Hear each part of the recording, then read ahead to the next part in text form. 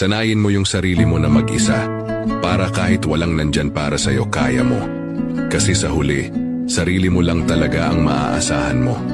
Hindi mo kontrolado kung sino ang mananatili o aalis, pero hawak mo kung paano ka tatayo kahit ilang beses kang iwan. Hindi ibig sabihin ito na isasara mo na ang puso mo sa lahat. Ang ibig sabihin lang, buo ka na kahit mag-isa. Strong independence builds inner peace. Minsan, kailangan mong matutong mag-celebrate ng wins mo. Kahit walang audience, hindi lahat ng tagumpay kailangan ng palakpakan. Self-validation is enough. Hindi mo rin kailangang magmakaawa para piliin ka. Ang tamang tao, hindi ka iiwan sa ere. Until then, choose yourself every time.